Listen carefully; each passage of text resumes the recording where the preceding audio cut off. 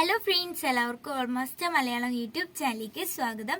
ഇന്ന് ഞാൻ എത്തിയിട്ടുള്ളത് ക്ലാസ് 10 ഹിന്ദിൻ്റെ ആൻസർ കീ ആയിട്ടാണ്. അപ്പോൾ നമുക്ക് അതിലേക്ക് കിടക്കാം. ഫസ്റ്റ് ക്വസ്റ്റ്യൻ്റെ ആൻസർ വരുന്നത് ഉത്തരാഖണ്ഡ് മേ.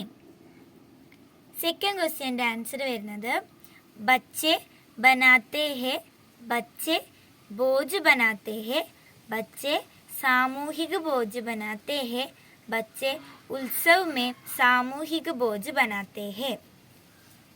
ഇനി മൂന്നാമത്തത് പോസ്റ്ററാണ്. അപ്പോൾ ഒരു ബോക്സിൻ്റെ ഉള്ളിൽ ഫസ്റ്റ് ഫൂൽ ദേഹിക്ക ക ത്യോഹാർ എന്ന് കൊടുക്കാം. പിന്നെ ഡേറ്റ് കൊടുത്തിട്ടുണ്ട്, അതുകൊണ്ട് ഡേറ്റ് കൊടുക്കാം. പിന്നെ ഉത്തരാഖണ്ഡ് പരേഡൻ വിഭാഗ് കെ നേതൃത്വ അത് എഴുതാം. പിന്നെ ഫൂൽ ദേഹി ത്യോഹാറിൽ സാമൂഹിക ഭോജൻ അത് ഉൾപ്പെടുത്താം. അതേപോലെ ഫൂൽ കി ഷോ അത് ഉൾപ്പെടുത്താം. പിന്നെ ചൈത്തി ഗീത് അതെല്ലാം ഉൾപ്പെടുത്തിയിട്ട് സബ്കാ സ്വാഗതം എന്ന് പറഞ്ഞിട്ട് ഒരു നല്ല കളർഫുൾ ആക്കണമെങ്കിൽ ആക്കാം, നല്ലൊരു പോസ്റ്റർ ആക്കാം. പിന്നെ അഥവാ വേറൊരു ക്വസ്റ്റ്യനും കൂടിയുണ്ട്, അത് ടിപ്പണിയാണ്. ഫൂൽ ദേഹിക്ക ത്യോഹാറിൻ്റെ തന്നെയാണ്. അപ്പോൾ അത് बसंत फूल देही का त्योहार लेकर आता है, देर शाम तक बच्चे फूल चुनते हैं, इन फूलों को रिंगाल से बनी घास तरह के टोकरियों में रखा जाता है, टोकरियों को रात भर पानी से भरी गागरों के ऊपर रखा जाता है ताकि वे सुबह तक मूर्छा ना पाए. सुबह पौ फटते ही बच्चों की ढोलियाँ गाँव भर में घूमती है. पिछली शाम चुने गई फूल घरों की देहरियों पर सजाई जाते हैं.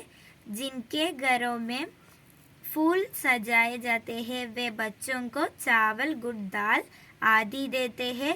दक्षिणा में मिली यह सामग्री पूरे 21 दिन तक इकट्ठा की जाती है. फूलदेही की विदाई के साथ बसंत का यह उत्सव समाप्त हो जाता है. अंतिम दिन इकट्ठी की गई सामग्री से सामूहिक भोजन बनाया जाता है. इस आयोजन में बड़ों की भूमिका केवल सलाह देने तक सीमित होती है, बाकी सारी काम बच्चे करते हैं. उत्तराखंड के हिमालयी अंचल में फूलदेही से बड़ा बच्चों का कोई दूसरा त्योहार नहीं है. पिना उधर बच्चे फूलदेही के जश्न में शामिल होते हैं और इधर बड़े ढोल डमाओं की दाप पर चैती गीत गाते हैं. ഈ പോയിന്റ്സ് എല്ലാം ഉൾപ്പെടുത്തണം.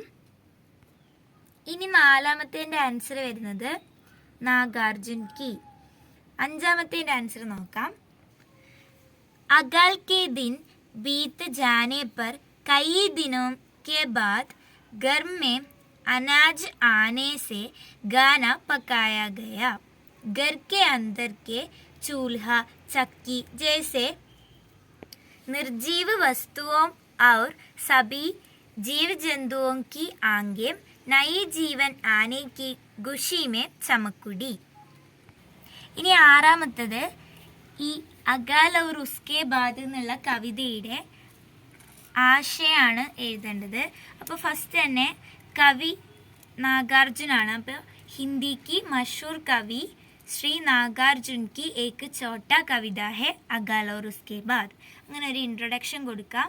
എന്നിട്ട് इस कविता में पहले 4 पंक्ति अकाल की और आखिरी 4 पंक्ति अकाल की बाद बताया है. അങ്ങനെ അതെല്ലാം ഉൾപ്പെടുത്തിയിട്ടാണ് എഴുതേണ്ടത്. ഇനി ഏഴാമത്തേൻ്റെ ആൻസർ വരുന്നത് ഗരാബ്. എട്ടാമത്തേൻ്റെ ആൻസർ നോക്കാം. क्योंकि वह जानती थी गराब पानी से पति की बीमारी बढ़ जाएगी. ഇനി ഒമ്പതാമത്തേൽ പടിക്കഥയാണ്. ഇവിടെ തന്ന പ്രസംഗിൻ്റെ പടിക്കഥയാണ് തയ്യാറാക്കേണ്ടത്. അപ്പോൾ ദൃശ്യ 1 എന്ന് കൊടുക്കാം. पात्र गंगी और जोगो പിന്നെ ആയു കൊടുക്കാം. വേഷഭൂഷ ഗംഗി ധോത്തി ഔർ ചോലി പെഹനി ഹെ. ജോഗു ധോത്തി ഔർ ബനിയൻ പെഹനാ ഹെ. സമയം ഇവിടെ പ്രത്യേകിച്ച് കൊടുക്കാത്തതുകൊണ്ട് ഏതും കൊടുക്കാം. ദോബവർക്കോ ദോബജീന്ന് എന്ത് കൊടുക്കാം. സ്ഥാൻ ഏക്ക് ചോമ്പടി കാ ഭിതരി ഭാഗ് എന്ന് കൊടുക്കാം. दृश्य का विवरण. जोगू बहुत परेशान होकर पानी लेने को कहता है और गंगी ने पानी ना दिया. എന്നിട്ട് സംവാദം എഴുതണം. ആദ്യം ഗംഗി പറയാം. യഹ് പാനി കൈസെ പിയോഗി അങ്ങനെ ചോദിക്കാം. ना जाने कौन जानवर मरा है. कुएं से मैं दूसरा पानी लाए देती हूँ. ഇതെല്ലാം ഗംഗിയാണ് പറയുന്നത്. അപ്പോൾ ജോഗു ആശ്ചര്യസേന്ന് ബ്രാക്കറ്റിൽ കൊടുക്കാം. പാനി കഹാം സെ ലായെങ്കിൽ. ഇതിന് എക്സ്ട്രാ നിങ്ങൾക്ക് ഈ ഒരു ഇതിൽ കൂട്ടിച്ചേർക്കുകയും ചെയ്യാം. ഇനി 10ാമത്തേൻ്റെ ആൻസർ വരുന്നത് ജാക്ക് ജോൺസ്. ഇനി 11ാമത്തേൻ്റെ ആൻസർ വരുന്നത് മാനേജർ. 12ാമത്തത് ചാർലിയുടെ ഡയറിയാണ്. അപ്പോൾ ഒരു ബോക്സിൽ ഫസ്റ്റ് ഒരു ഡേറ്റ് കൊടുക്കുക. ബുധവാർന്നോ എന്ത് കൊടുക്കാം. ആജ് മേ ബഹുത്ത് ഖുഷ് ഹൂം. പഹലി ബാർ ഹെ मैंने स्टेज पर अकेला जा रही हूँ. मैं गीत लगा तो സ്റ്റേജ് पर पैसों की बेचार शुरू हो गया. അങ്ങനെയെല്ലാം ഉൾപ്പെടുത്തിയിട്ടാണ് ഡയറി എഴുതേണ്ടത്. ചാർലി അഥവാ എന്നുള്ളത് ചാർലി പെഹലി ബാർ ആയ ഔർ മാം ആഗരി ബാർ ഇസ് പർ രപ്പഡ് തയ്യാറാക്കാനാണ് പറഞ്ഞത്. അപ്പോൾ രപ്പടിന് ഹെഡിങ് വേണം, പിന്നെ ഒരു സ്ഥലം വേണം. രപ്പഡ് ആയതുകൊണ്ട് തന്നെ ഹെഡിങ് വേണം. ഫൈലാദി ഗുദ്ഗുദി 5 साल के बच्चे ने न्यूयॉर्क. 5 साल के बच्चे ने कमाल कर दिया. चार्ली है उस बच्चे का नाम. अपनी माम की आवाज़ फटने के कारण ही चार्ली स्टेज पर आया. उसने मशहूर गीत जैक जॉन्स गाया तो स्टेज पर पैसों की बेचार शुरू हो गया. बाद में उसने दर्शकों से बातचीत की, नृत्य किया और अपनी माम सहित कई गायकों की भी नकल उतार दी. उसने जनता में